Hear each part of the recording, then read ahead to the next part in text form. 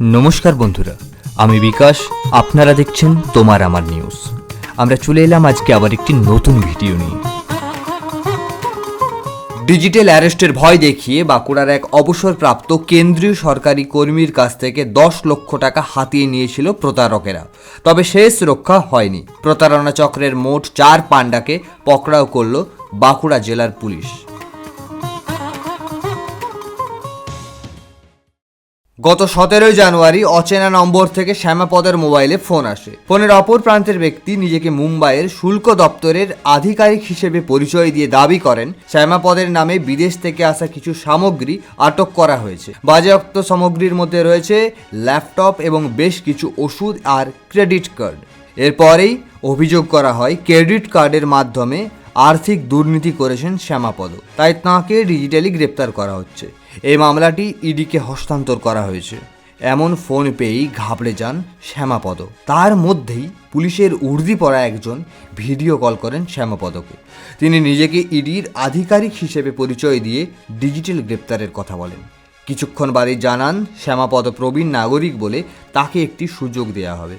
গ্রেপ্তারি এড়াতে হলে শ্যামাপদকে একটি নির্দিষ্ট অ্যাকাউন্টে পাঠাতে হবে 10,21,000 টাকা। ঘাবড়ে গিয়ে ওই প্রবীণ আরটিজিএস এর মাধ্যমে টাকা পাঠিয়ে দেন। তবে ভেবেচিন্তে তার মনে হয় তিনি প্রতারিত হয়েছেন।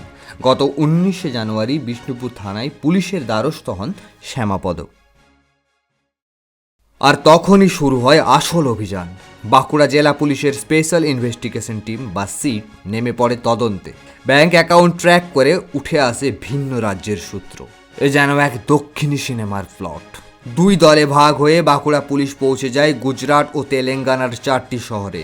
শুরু হয় একের পর এক চমকপ্রদ অভিযান। দীর্ঘ প্রচেষ্টার পর অবশেষে পুলিশের জালে ধরা পড়ে চক্রের 4 পাণ্ডা: গৌরাঙ্গ গুজ্জর, পটেল সাহিল, ঠাকুর আনন্দ কুমার ও সৈয়দ ইউসুফ শরীফ। তদন্তে উঠে আসে চাঞ্চল্যকর সব তথ্য। শুধু শ্যামাপদ মণ্ডল নয়, আরও অনেকেই এই প্রতারণা চক্রের শিকার।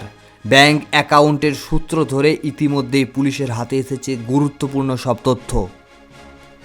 ধৃত 4 জনের বয়সী 20 থেকে 26-এর মধ্যে। বাঁকুড়ার অতিরিক্ত পুলিশ সুপার মাকসুদ হাসান জানিয়েছেন, প্রতারণার টাকা যে ব্যাংক অ্যাকাউন্টে নেওয়া হয়েছিল সেখান থেকে দ্রুত 3টি অ্যাকাউন্টে সরিয়ে ফেলা হয়েছিল।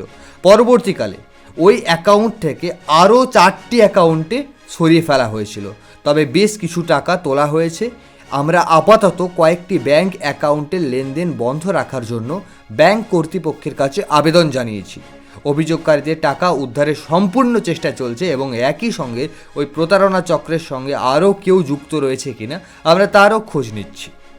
এই ঘটনা আবারও চোখে আঙুল দিয়ে দেখিয়ে দিল, প্রযুক্তি যত উন্নতি হচ্ছে প্রতারণার ফাঁদ ততই বড় হচ্ছে। তাই সাবধান, অচেনা নম্বর থেকে ফোন এলে ভয় দেখিয়ে টাকা চাইলে প্রথমেই পুলিশকে জানান। আর বাঁকুড়া পুলিশের সাফল্যকে আমরা সাধুবাদ জানাই। এই নিয়ে আপনার কি মতামত কমেন্টে জানাতে ভুলবেন না। প্রায় 12 লক্ষ ওবিসির শংসাপত্র বাতিলের মামলায় বড় আপডেট। সুপ্রিম কোর্টের শুনানি তালিকা থেকে বাদ পড়ল এই মামলা। ফলে আপাতত কলকাতা হাইকোর্টের রায় বহাল থাকবে। তবে কেন বাদ পড়ল এই মামলা, কি হতে পারে পরবর্তী পদক্ষেপ, আসুন বিস্তারিত জেনে নেওয়া যাক। গত 22 মে কলকাতা হাইকোর্টের ডিভিশন বেঞ্চ 2010 সালের পর থেকে তৈরি হওয়া সমস্ত ওবিসি শংসাপত্রকে বাতিলের নির্দেশ দেয়। এই রায়কে চ্যালেঞ্জ করে সুপ্রিম কোর্টে দ্বারস্থ হন রাজ্য সরকার। কিন্তু সুপ্রিম কোর্টের নতুন তালিকা থেকে বাদ পড়েছে এই মামলা। যদিও কেন এই সিদ্ধান্ত তা স্পষ্ট করেনি শীর্ষ আদালত। তবে সূত্রের খবর, মার্চ মাস থেকে হতে পারে মামলার শুনানি। এই সিদ্ধান্তের ফলে কলকাতা হাইকোর্টের রায় আপাতত বহাল থাকছে। তবে মামলাটি আদৌ খারিজ হয়েছে নাকি মূল মামলার সঙ্গে যুক্ত থাকবে তা নিয়ে বিভক্ত মত আইনজীবী মহলে। কিছু বিশেষজ্ঞ মনে করছেন মামলাটি খারিজ হয়ে যেতে পারে, আবার কেউ কেউ বলছেন এটি মূল মামলার অংশ হিসেবেই চলবে। এখন প্রশ্ন, রাজ্যের 12 লক্ষ ওবিসি নাগরিকের ভবিষ্যৎ কী হবে? মামলার পরবর্তী শুনানির দিকেই তাকিয়ে রয়েছে সবাই। আপডেট পেতে নজর রাখুন আমাদের সঙ্গে। আমরা আগামীকাল আসছি আবার একটি নতুন ভিডিও নিয়ে। ততক্ষণ পর্যন্ত ভালো থাকুন, সুস্থ থাকুন।